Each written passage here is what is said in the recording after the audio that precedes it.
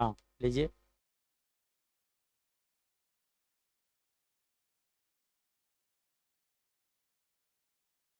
Hello students, welcome to our channel concept point by Uma sir. आज मैं discuss करने जा रहा हूँ एक्सरसाइज 4.2।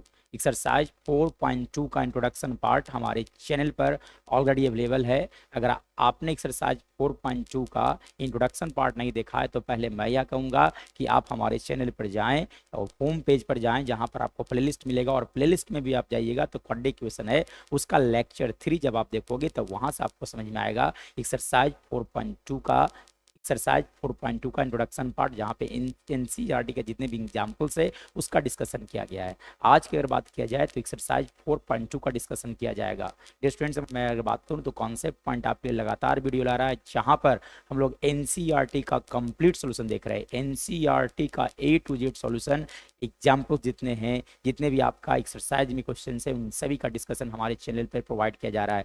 आपको सिर्फ और सिर्फ एक ही काम करना है कि मंडे से लेकर के सैटरडे तक शाम 7:30 बजे आप हमारे चैनल पर जरूर विजिट करेंगे, जहां पर एक लेटेस्ट वीडियो आपको हमेशा मिलेगा। सो डियर स्टूडेंट्स, अभी तक हम लोगों ने चैप्टर 4 तक आ चुका है। अभी तक चैप्टर 1 स्टार्ट किया, चैप्टर 2 देखा, चैप्टर 3 देखा और आज का डिस्कशन है चैप्टर 4 का भी 4.2।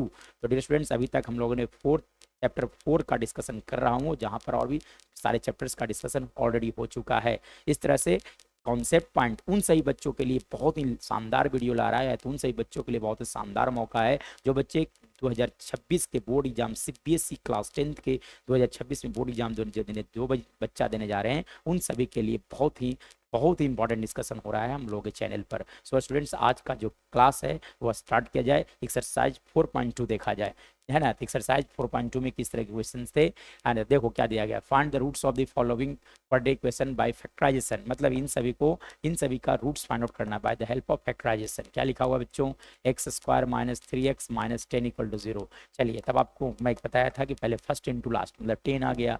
अब 10 को फैक्टराइज कर लो, अब तक 2 से कितना बार मिला गया, 5 से, यानी कि 10 का जो फैक्टर बनाया वो 2 और 5 बना। एक ऐसा यहाँ से पेयर बनाओ जिसे ऐड या तो सब्ट्रैक्ट करने के बाद -3 आ जाए, ठीक है। तो कौन सा ऐसा पेयर होगा बच्चों, x square minus 5x plus 2x minus 10 equal to 0 आप रख दो। मतलब यहाँ से कहा जा सकता है डियर स्टूडेंट्स, एक्स कॉमन थे, एक्स माइनस 5 प्लस 2 कॉमन थे, कितना बच गया आपका, एक्स माइनस 5 इक्वल टू 0 आ गया। मतलब ओवरऑल लिख सकते हैं यहाँ से x minus 5 into x plus 2 equal to कितना आ गया, 0।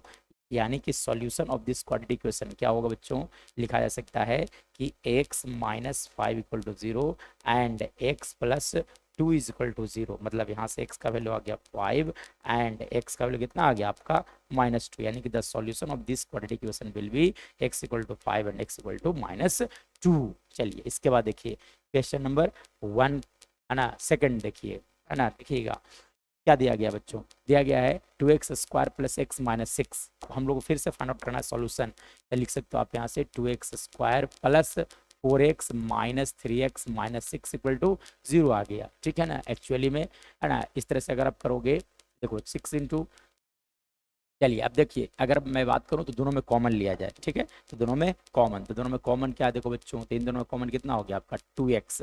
यहाँ से क्या बच गया, यहाँ से आप लिख सकते हो एक्स प्लस 2, इन दोनों में कॉमन कितना है, -3।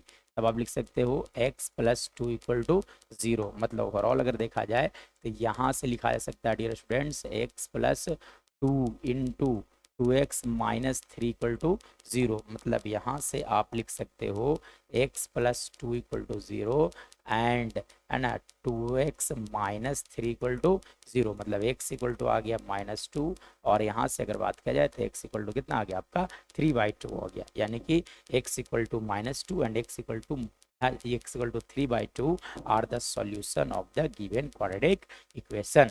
चलिए, इसके बाद देखा जाए, है ना, देखो क्या दिया गया है दिया गया बच्चों, लिखा गया था √2x square plus 7x plus 5 √2 equal to कितना लिखा गया, 0। मतलब आप क्या करोगे, पहले फर्स्ट इंटू लास्ट, यानी कि √2 इंटू 5 √2, जब आप दोनों को मल्टीप्लाई करोगे तो कितना आ गया 10। मतलब 10 को आप लिख सकते हो बच्चों 5 इंटू 2, 5 इंटू 2 लिखे जा सकते हैं, ठीक है। यानी कि यानी कि यहाँ से लिख सकते हो आप √2x² है ना, और यहाँ से आप लिख सकते हो 5x, अब प्लस लिख सकते हो आप 5x plus 7x plus 2x, 5x plus 2x था ना, 7x होगा, प्लस आप लिख दो यहाँ से 5√2 इक्वल टू कितना आ गया 0। चलिए फर्स्ट टर्म में देखो कॉमन क्या दिख रहा है आपको, अगर फर्स्ट टर्म में देखोगे तो यहाँ पे कॉमन कितना आ गया आपका x, यानी कि √2x प्लस 5, और यहाँ से कॉमन क्या है तो देखो 2 है और √2 लिखा गया है, तो 2 को आप लिख सकते हो बच्चों √2 इंटू √2, और यहाँ देखो तो ऑलरेडी √2 लिखा गया, यानी कि दोनों में कॉमन कितना हो गया √2, तब यहाँ से लिख सकते हो आप √2x प्लस 5 इक्वल टू कितना आ गया 0 आ गया। मतलब यहाँ से लिखा जा सकता है, कह सकते हो कि लिख सकते हो आप x प्लस √2 इंटू लिखे जा सकते हैं √2x प्लस 5 इक्वल टू 0। मतलब यहाँ से आप लिख सकते हो x plus √2 equal to 0 and √2x plus 5 equal to 0। मतलब x का वैल्यू आ गया यहाँ से आपका -√2, और यहाँ से अगर मैं बात करूँ तो x का वैल्यू आ गया -5/√2, यानी कि x equal to √2 and x equal to -5/√2 are the solution of the given quadratic equation. आप यहाँ से रेशनलाइज भी कर सकते हो, रेशनलाइज करोगे तो आंसर क्या आएगा -5√2/2 आएगा। ठीक है, चलिए इसके बाद देखिएगा फोर्थ नंबर क्या दिया गया है ना, यहाँ पर लिखा गया बच्चों, लिखा गया 2x² minus x plus 1/8 equal to 0 लिखा गया है। चलिए अब आप क्या करोगे, यहाँ से पहली बात तो 8 एलसीएम ले लिया जाए, तो 8 एलसीएम लोगे कितना आ गया 16x² minus 8x plus 1 equal to कितना हो गया 0। मतलब यहाँ से अब आप लिख सकते हो 16x² minus 8x plus 1 equal to 0। चलिए आप यहाँ से आप पेयर बना लो, लिख सकते हो आप यहाँ से लिखा जा सकता है बच्चों 16x² minus 4x plus 1 equal to कितना हो गया 0 हो गया। मतलब इन दोनों में देखो कॉमन कितना है आपका 4x, तो आप लिख सकते हो 4x माइनस 1, दोनों में कॉमन कितना है -1, यानी कि आप लिख सकते हो 4x माइनस 1 इक्वल टू 0। मतलब ओवरऑल अगर बात किया जाए तब यहाँ से लिखा जा सकता है 4x माइनस 1 इंटू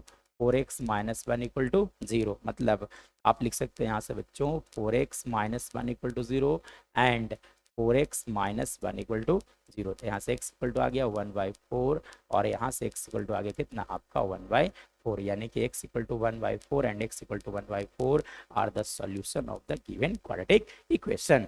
चलिए इसके बाद देखा जाए क्वेश्चन नंबर 5 देखा जाए, 5 नंबर में क्या दिया गया है ना, फिर से सॉल्यूशन फाइंड आउट करना है by factorisation method. 100x² minus 20x plus 1 equal to क्या लिखा गया था 0, यानी कि पहले आप क्या करोगे मल्टीप्लाई, तो 100 को आप लिख सकते हो बच्चों 10 इंटू 10। चलिए यहाँ से एक पेयर बनाया जाए है ना, ताकि 20 आ जाए, तो आप लिख सकते हो 100x² minus 10x plus 1 equal to 0। यहाँ पे a माइनस बी के होल स्क्वायर भी आप सेट कर सकते थे, यानी कि यहाँ से अगर बात किया जाए फर्दर तब आप लिख सकते हो 10x कॉमन, यहाँ पे क्या बच गया आपका 10x माइनस 1 कॉमन, तो क्या बच गया आपका 10x माइनस 1 इक्वल टू 0। मतलब ओवरऑल यहाँ से लिखा जा सकता है बच्चों 10x minus 1 into 10x minus 1 equal to कितना आ गया 0 आ गया। मतलब यहाँ से लिख सकते हो 10x minus 1 equal to 0 and 10x minus 1 equal to 0। तो x इक्वल टू कितना आ गया यहाँ से 1/10, और यहाँ से x इक्वल टू कितना आ गया आपका 1/10, hence x equal to 1/10 and x equal to 1/10 और the solution of the given quadratic equation. चलिए इसके बाद देखा जाए है ना एग्जाम्पल, हाँ 2 नंबर सेकंड नंबर में क्या दिया गया है ना, क्या बोला गया बच्चों, बोला गया है कि solve the problem given in example 1। अब एग्जाम्पल 1 का जो क्वेश्चन दिया गया था उसी को हम लोग को सॉल्यूशन फाइंड आउट करना है। क्या दिया गया था एग्जाम्पल 1 में, देखो है ना, represent the following situation mathematically, पहली बात तो रिप्रेजेंट करना था इसे मैथमेटिकली, ठीक है, और उसके बाद हम लोग को सोल्व करना होगा। ठीक है, चलिए देखिए क्या बोला गया है, John and Jeevanti together have 45 marbles. मैं तो इसका डिस्कशन ऑलरेडी किया था, जहां पर आपको एक्सरसाइज 1.1 के इंट्रोडक्शन पार्ट में एग्जांपल का डिस्कशन किया गया था, लेकिन वहां पर मार्बल्स का नंबर्स नहीं फाइंड आउट करने के लिए सिखाया था। इस वाले क्वेश्चन में आपको नंबर्स ऑफ मार्बल्स भी फाइंड आउट करना होगा। मतलब जीवंती और जॉन और जीवंती दोनों के पास जो मार्बल्स है वो कितने 45 है, यानी कि आप सपोज कर लो let John have x marbles, ठीक है ना। आप सपोज कर लो कि जॉन के पास कितने मार्बल्स है, एक्स मार्बल्स है, ठीक है ना, मार्बल्स। उसके बाद जीवंती है ना, जीवंती हैव कितना मार्बल, 45 माइनस एक्स मार्बल्स। आप सपोज कर लो कि जॉन के पास एक्स मार्बल है और जीवंती के पास कितने मार्बल है, 45 माइनस एक्स मार्बल है। Both of them lost 5 marble each. अब दोनों को दोनों जो है वो 5 मार्बल खो देता ठीक है ना, है ना। तो and the product of the marbles, the number of marbles they have now is 124। अब उसके बाद जब दोनों को मल्टीप्लाई किया जाता है कितना आता है आपका, 124। मतलब अब देखो जॉन के पास 5 मार्बल खो गया तो x-5 लिखोगे। उसके बाद जीवंती के पास का भी जितना मार्बल्स है उसमें से 5 मार्बल्स खो गया, यानी कि 45 माइनस एक्स पहले से था, -5 कर लोगे, है ना। उसके बाद दोनों को मल्टीप्लाई करोगे तो कितना आएगा आपका, 124 आएगा। मतलब यहाँ से आप लिख सकते हो x-5 इंटू लिखे जा सकते हैं 40 माइनस एक्स इक्वल टू कितना लिखोगे, 124। मतलब यहाँ से आप लिख सकते हो x से मल्टीप्लाई कर दो तो कितना हो जाएगा आपका 40x minus x square, 40x minus x square -200 अब प्लस क्या लिखोगे आप 5x इक्वल टू कितना आ गया 124, 100 कितना आ गया आपका 24 आ गया। चलिए इसके बाद देखिएगा, चलिए तो यानी कि यहाँ से लिखा जा सकता है बच्चों, लिख सकते हो आप -x² और यहाँ से लिख सकते हो आप 45x, और देखो तो -200 में -124 ऐड कर दो तो -324 इक्वल टू कितना आ गया, 0 आ गया। मतलब ओवरऑल -1 कॉमन ले लो आप। तब क्या लिख सकते हो आप, यहाँ से लिखा जा सकता है x² -45x plus 324 equal to कितना आ गया, 0। चलिए अब एक यहाँ से ऐसा पेयर बना है जिसे ऐड या तो सब्ट्रैक्ट करने के बाद -45 आ जाए। तो पहले तो आप फैक्टराइज कर लो 324 को क्या किया जाए, फैक्टराइज, ठीक है। तो 2 से लगा दो 16 टाइम्स 162, उसके बाद फिर से 2 से लगा दो तो कितना आ गया आपका 81, ठीक है। फिर से आप लगा दो, है ना, तो कितने बार में लग गया आपका, लगा सकते हो यहाँ से 3 टाइम्स यानी कि 27। फिर से आप लगाओगे तो कितना आ जाएगा आपका 3 टाइम्स और 9, ठीक है, सॉरी 9, ठीक है ना। फिर से आप लगाओगे तो कितना आ गया, 3 से 3 टाइम्स आ गया। अब एक यहाँ से ऐसा पेयर बनाओ जिसे ऐड या तो सब्ट्रैक्ट करने के बाद, है ना, आपका बन जान आना चाहिए कितना 45 आना चाहिए। तो कैसे होगा सर, ठीक है, देखिए कैसे होगा जो, अब देखो तो 2 इंटू 2 कितना हो गया 4, 4 इंटू 3, है ना, 4 इंटू 3 12, 12 इंटू 3 कितना हो गया आपका, हो गया 36, 36 यानी कि आप यहाँ से पेयर बना सकते हो x² -36x -9x plus 324 equal to कितना हो गया, 0 आ गया। मतलब यहाँ से कहा जा सकता है x कॉमन ले लो आप तो क्या बच गया आपका x -36 -9 कॉमन, तो क्या लिखोगे आप x -36 इक्वल टू कितना आ गया, 0। मतलब ओवरऑल लिख सकते हो यहाँ से x -36 into x -9 equal to कितना आ गया, 0 आ गया। चलो आप यहाँ से देख सकते हो x इक्वल टू 36 आ गया और साथ साथ x इक्वल टू क्या लिख सकते हो आप 9, यानी कि x का दो वैल्यू होगा, x इक्वल टू 9 भी होगा और x इक्वल टू 36 भी होगा। लेकिन ये x इक्वल टू 36 नहीं हो सकता है, क्यों नहीं हो सकता है, क्योंकि दोनों के पास जितने मार्बल्स थे, सॉरी, है ना, यानी कि x का वैल्यू 36 हो सकता है या तो x इक्वल टू 9 भी हो सकता है, दोनों हो सकता है। यानी कि अगर बात किया जाए कि जॉन के पास, तो जॉन के पास कितने मार्बल्स थे, तो जॉन हैव, लिख सकते हो आप यहाँ से जॉन हैव, ठीक है ना, एक्स मार्बल्स, है ना, एक्स मार्बल मतलब एक्स का वैल्यू कितना आ गया 36 मार्बल, है ना, यानी कि एक्स का वैल्यू कितना होगा 36। या तो यदि जॉन के पास अगर 9 मार्बल होते हैं तो एक्स इक्वल टू क्या लिख सकते हो 9 मार्बल, यानी कि अगर जॉन के पास अगर 36 मार्बल है या तो 9 मार्बल्स हो सकता है, तो जीवंती के पास कितना होगा, जीवंती हैव, ठीक है ना, तो कितना लिखे थे आप 45 माइनस एक्स, मतलब आप लिख सकते हो 45 माइनस 36 यानी कितना आ गया आपका 9। मतलब जब जॉन के पास 36 मार्बल होगा तो जीवंती के पास कितना मार्बल्स होगा 9, ठीक है ना। और अगर इन द सेम वे अगर उल्टा, अगर जॉन के पास 9 मार्बल्स होगा तो जीवंती के पास कितना होगा आपका 36 मार्बल्स होगा। So this is our right answer of this question. चलिए इसके बाद देखा जाए।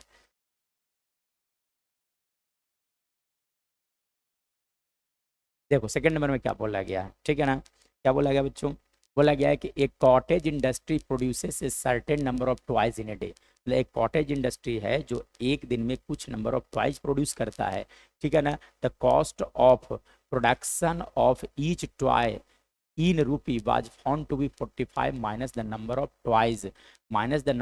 toys produced on a day। मतलब है ना, जो कॉस्ट ऑफ प्रोडक्शन जो आता है वो कितना पाया जाता है, 55 minus the number of toys, है ना, produced in a day.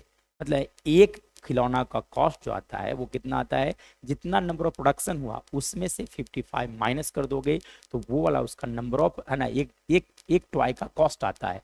On a particular day the total cost of production was 750। We would like to find the number of toys produced on that day. मतलब हमको find out करना है, तो कैसे find out करोगे, number of toys produced on that day. Let the number of toys produced be x, ठीक है ना।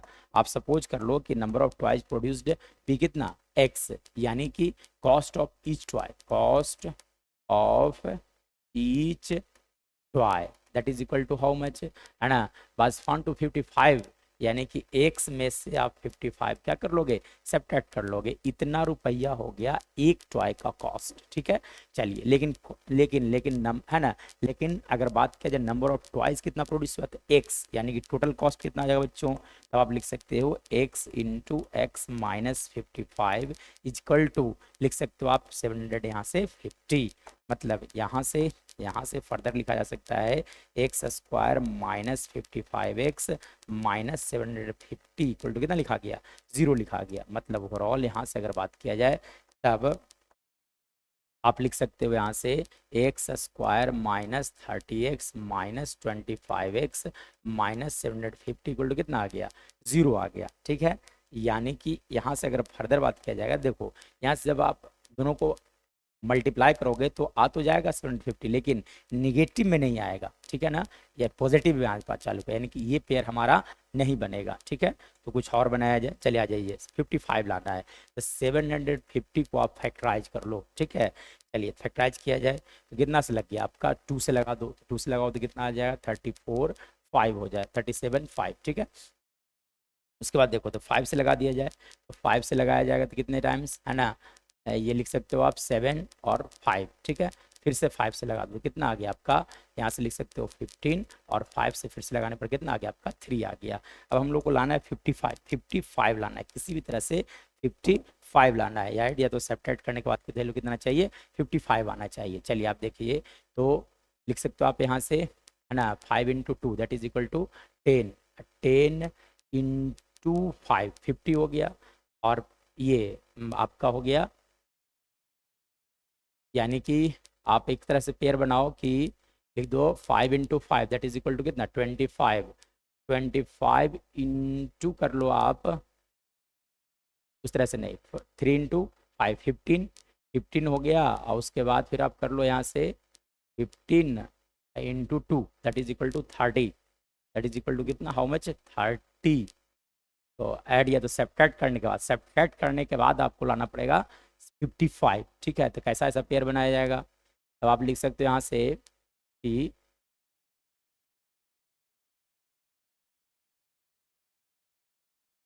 है ना 6 30 और 25, लेकिन माइनस, एक मिनट कहीं देखा जाए कहीं गलती फॉल्ट तो नहीं ना हो रहा है,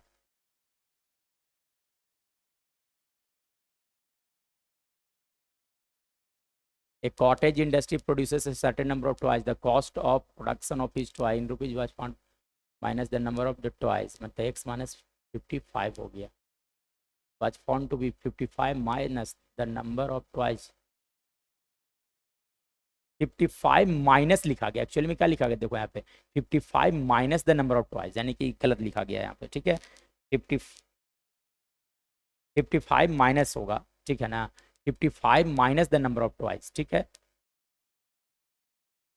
यानी कि यहाँ से हम लोग को क्या लिखना चाहिए था बच्चों, 55 minus the number of toys, यानी कि यहाँ से गलती लिखा गया, ठीक है। 55 minus the number of toys, यानी कि 55 माइनस एक्स लिखा जाएगा, 55 माइनस एक्स होगा, ठीक है। ये हो गया है ना कॉस्ट ऑफ 1 टॉय, तो यानी कि यहाँ से लिख सकते हो आप, यहाँ से ये गलत हो रहा है, ठीक है ना। चलिए तब इसके बाद इसका मतलब यह हो गया बच्चों, देखो एक्चुअली में हम लोगों ने क्या गलती किया कि एक्स माइनस लिखा क्या गया था 55 minus the number of twice, ठीक है। यानी कि यहाँ से आप लिख सकते हो, लिखा जा सकता है कि है ना x into 55 minus x equal to कितना लिखोगे आप, है ना, लिखा गया था 750। मतलब यहाँ से x से मल्टीप्लाई आप कर लो तो कितना आ गया 55x minus x square equal to कितना 750 लिख सकते हो। मतलब ओवरऑल यहाँ से अगर बात किया जाए तो क्वाड्रेटिक इक्वेशन बनाओगे तो x square minus 55x plus 750 equal to कितना आ गया 0 आ गया। मतलब यहाँ से एक पेयर बनेगा 30 और 25 का, ठीक है, अब सही हो गया। यानी कि यहाँ से लिख सकते हो आप x square minus 25x minus 30x plus 750 equal to कितना आ गया 0 आ गया। मतलब ओवरऑल यहाँ से x कॉमन ले लो आप तो x माइनस 25 माइनस 30 कॉमन ले लो तो x माइनस 25 इक्वल टू कितना 0। मतलब यहाँ से लिखा जा सकता है x minus 25 into x minus 30 equal to कितना आ गया 0। यानी कि x का वैल्यू हो गया 25 और या तो x का वैल्यू क्या लिख सकते हो आप 30। मतलब number of toys produced in A particular day that was ₹25, है ना, या तो और नंबर और 30, ठीक है ना, 25 या तो फिर 30 दोनों हो सकता है, दोनों ही संभव है, ठीक है। यानी कि यहाँ से लिखा जा सकता है कि hence hence number of toys produced produced on a day was how much, that is equal to 25 और we can say ₹30। दोनों में से कोई भी संभव है। चलिए इसके बाद देखा जाए, देखिए क्या बोला गया बच्चों, find two numbers which some is 27 and the product is, मतलब दो नंबर फाइंड आउट करना जिसका सम दिया गया है और प्रोडक्ट दिया गया है, ठीक है। तो नंबर्स कौन कौन सा होगा, लेट द नंबर्स बी, ठीक है ना, तो लिखोगे आप यहाँ से let the numbers numbers be x and one number x है तो अदर नंबर कितना होगा let the one number be, ठीक है ना। तो अदर नंबर कितना हो गया, अदर नंबर कितना होगा बोलो बच्चों, तो 27 माइनस एक्स होगा। अब देखो दोनों का प्रोडक्ट, मतलब आप लिख सकते हो यहाँ से x into 27 minus x equal to कितना आ गया 182। मतलब यहाँ से लिख सकते हो आप 27x minus x square equal to 182। मतलब यहाँ से आप लिख सकते हो x square minus 27x plus 182 equal to कितना लिखोगे आप 0। मतलब चलो आप 182 को आप फैक्टराइज कर लो, ठीक है, 182 को फैक्टराइज तो 2 से लगा दो आप, कितना बार में लग गया है ना, यहाँ से लगाओगे तो 91 टाइम, ठीक है ना, फिर आप लगा दो यहाँ से 7 टाइम्स यानी कितना आ गया 13 आ गया। 27 लाना है बच्चों, तो 27 कैसे आएगा, आप देख सकते हो वहाँ से 14 और 13 का पेयर बनेगा, यानी कि x square minus 14x minus 13x plus 182 equal to कितना लिखोगे आप 0। मतलब यहाँ से आप x कॉमन ले लो तो x माइनस 14 माइनस 13 कॉमन तो x माइनस 14 इक्वल टू कितना आ गया 0 आ गया। मतलब यहाँ से आप लिख सकते हो x minus 14 into x minus 13 equal to कितना हो गया 0। यानी कि यहाँ से लिखा जा सकता है x equal to 14 and x equal to कितना आ गया आपका 13। यानी कि नंबर कौन कौन सा होगा, तो एक नंबर था आपका, अगर x का वैल्यू अगर 14 लोगे तो दूसरा नंबर कितना होगा 13 होगा। यानी कि हेंस नंबर्स आर, है ना, हेंस नंबर्स नंबर्स आर कौन कौन सा 13 एंड 14, ठीक है ना, दोनों को दोनों आपका नंबर हो गया 13 एंड 14 या तो फिर 14 and 13, first number second number कोई भी हो सकता था, ठीक है। चलिए इसके बाद देखिएगा फोर्थ नंबर, देखो क्या बोला गया है, बोला गया बच्चों, बोला गया है कि find two consecutive positive integer sum of which squares is, मतलब दो कंसेक्यूटिव पॉजिटिव इंटीजर को बताना है जिसका है ना कंसेक्यूटिव इंटीजर के स्क्वायर का सम दिया गया है। तो कंसेक्यूटिव इंटीजर मैं बताया था कि कैसे माना जाता है, let the consecutive integers integers be x and x plus one. आप सपोज कर लो कि एक एक्स है, दूसरा एक्स प्लस वन है, यानी कि एक्स का square plus x plus one का स्क्वायर। क्यों ऐसा? क्योंकि बोला गया है कि दोनों के स्क्वायर का सम, यानी कि एक्स का square plus x plus one का whole square, that is equal to how much, है ना, लिया गया आपका 365, यानी कि 365 लिख सकते हो यहाँ से। मतलब यहाँ से अब फर्दर देखा जाए तो आप लिख सकते हो x square, x plus one का होल स्क्वायर, तो a square plus b square plus 2ab equal to लिख सकते हो आप 365। मतलब ओवरऑल अगर बात किया जाए तो एक्स स्क्वायर ऐड हो गया तो कितना लिख सकते हो 2x स्क्वायर प्लस लिख सकते हो आप 2x माइनस 364 इक्वल टू कितना हो गया 0 हो गया। मतलब यहाँ से देखा जाए तो दो कॉमन ले लो आप, तो x square plus x minus 182 equal to कितना लिख सकते हो आप 0। मतलब यहाँ से लिखा जा सकता है बच्चों x square plus x minus 182 equal to कितना आ गया 0 आ गया। अब एक यहाँ से ऐसा पेयर बनाओ जिसे ऐड या तो सब्ट्रैक्ट करने के बाद कितना आ जाए 1 आ जाए। पहले तो आप 182 को क्या कर लोगे फैक्टराइज, ठीक है, चलिए आप लगा दीजिए यहाँ से, है ना, तो क्या लिखोगे 2 टाइम्स तो कितना आ गया 91, फिर से 3 और क्या आ गया आपका 13, तो 1 कैसे आएगा बच्चों, तो यहाँ से लिखा जा सकता है ना, लिख सकते हो यहाँ से x square plus 14x minus 13x minus 182 equal to कितना आ गया 0 आ गया। मतलब यहाँ से कहा जा सकता है x कॉमन, तो x plus 14 minus 13 common, x plus 14 equal to कितना हो गया 0 हो गया। मतलब आप लिख सकते हो x minus 13 into x plus 14 equal to कितना आ गया 0, यानी कि यहाँ से लिख सकते हो x minus 13 equal to 0 and x plus 14 equal to 0। मतलब x का वैल्यू आ गया 13 और x का वैल्यू कितना आ गया आपका माइनस 14। इसलिए नंबर कौन सा होगा बच्चों, तो पहला नंबर होगा x का वैल्यू 13, कंसेक्यूटिव था इसलिए अलग, अगला कौन सा होगा x प्लस वन, मतलब 13 plus one that is equal to 14, यानी कि hence integers are integers are 13 and 14, hence integers are 13 and 14, यानी कि आप लिख सकते हो हमारा राइट आंसर होगा 13 and 14। 13 and 14 are the given consecutive integers. चलिए इसके बाद देखिएगा क्वेश्चन नंबर 5 क्या बोला गया है। बोला गया क्या बच्चों, the altitude of A right angle triangle. मतलब आप देखो तो इस तरह से एक राइट एंगल ट्रायंगल इस तरह से होता है, ठीक है। चलो आप देखो यहाँ पे ए हो गया, ये बी हो गया आपका, ये सी हो गया। एक राइट एंगल ट्रायंगल के बारे में बात किया गया है, यानी कि कितना डिग्री हो गया आपका 90 डिग्री हो गया।